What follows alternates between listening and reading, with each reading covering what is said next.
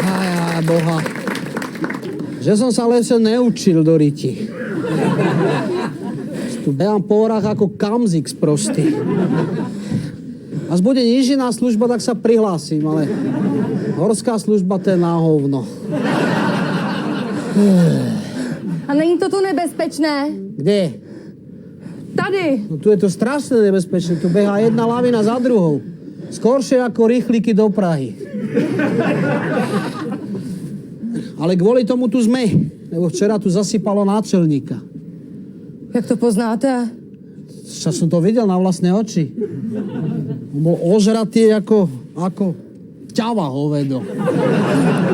Troška sme sa rozprávali, či je lepšie v tej lávine akože plávať, či čo, aj utekať a hento, toto. A keď sme dohovorili, tak došla lavina, šup a už sme ho nevideli, idiota.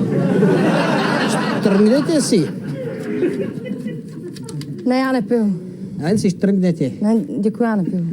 Kto chce v horskej službe, si musí štrngnúť. Ale já nepiju Je to opravdu. taký zátah na psychiku, že vám do týždňa jebne normálne. Nie? Nie. OK, tak mám jebne, no. Čo sa... A vy jste ho tu nechal celou noc? No a čo, však bol ožratý, to nevadí.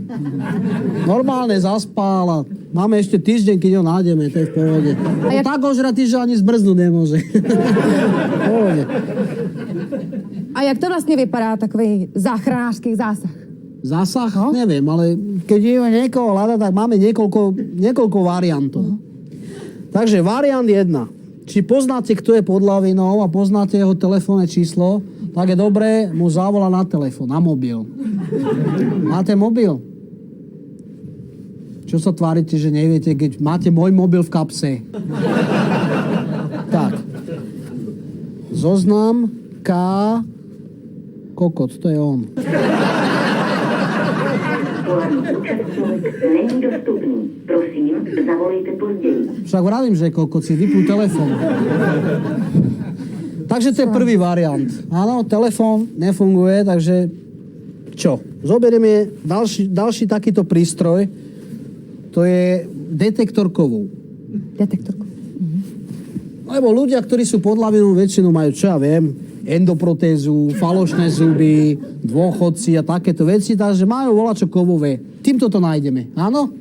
Takže poďme na to. Nič,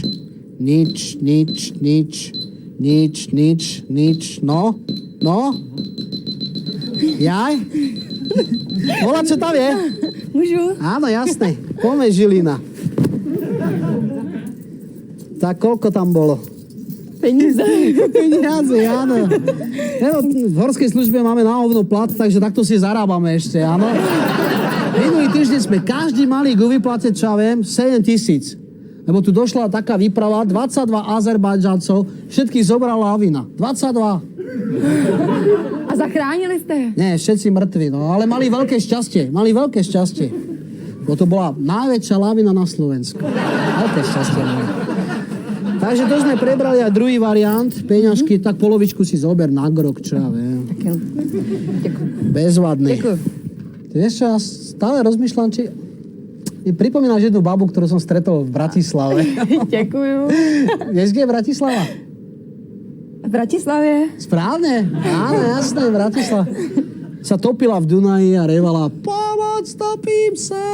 A ja takto na moste a čo trtkať, vieš? No, pravda, viem. Aj plávať sa naučíš. Vy jste teda gentleman. No tak som není, ale nesťažujú sa. Tak ideme k ďalšej variante. Áno, ďalší variant je tento snehový pichlák. To sa Pichlák. áno, to sa pichne do snehu a poznáme, či tam volá kto je, alebo je není. A není to trochu nebezpečné? Nemůžete tím třeba někomu ublížit? Ublížiť nie. Môžeš ho prepichnúť to, hej, ale ublížiť to nie. Takže čo, ideme píchať?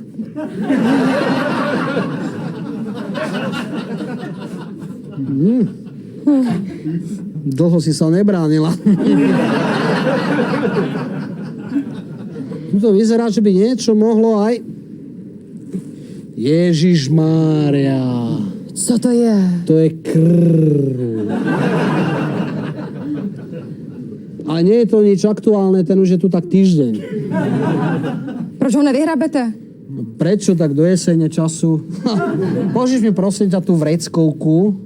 Ja to tu takto, aby sme sa nepomýlili, až tam niekto ďalší bude alebo nebude. Tak to je vaša vreckovka, páči sa? Tak. Takže ideme ďalej. No, že by aj možno...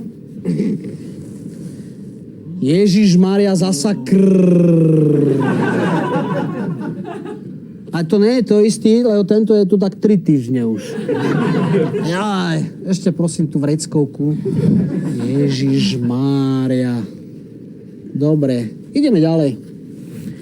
Takže vždy musíme spraviť takto úkrok a pichnúť znova. A pich ho tam. Jaj. Pich, pich. Pich. A to jaké? To je. Ježiš Mária. To je taky krev. Toto nie je krv. Toto je štatistický nezmysel. Jak to? Štatisticky nie je možné sa týmto drôtom trafiť rovno do ryti, ale nám sa to... Ježiš Mária. To už takto tu nechám, to už neviem brať ani pichlak so sebou, lebo...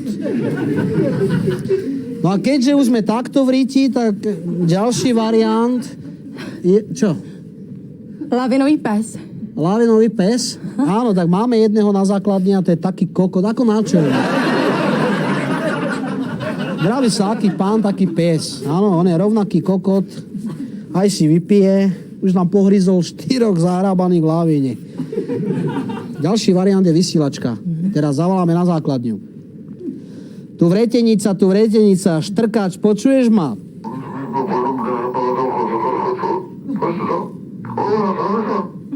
Co říká? Neviem, je ožratý ako kokot.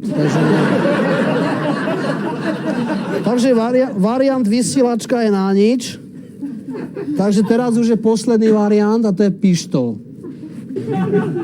Signál na pištol, ktorú privoláme helikoptéru, ona vyhrábe aj toho náčelníka, lebo ja už som ožran. Hej? Čo je dôležité, tak nemieriť na nikoho, lebo to je nebezpečné. Ďalšia vec, netrafiť tie láviny a tie previsy, lebo inak ide dole lavína, OK? Takže, zamierím, ja sa tam nemôžem pozerať, lebo vždy mi je ľúto tých lavín.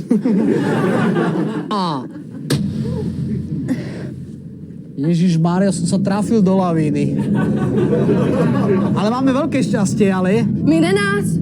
Tá nás nemine, ale je to najväčšia lavína na Slovensku. Ježiš Mária!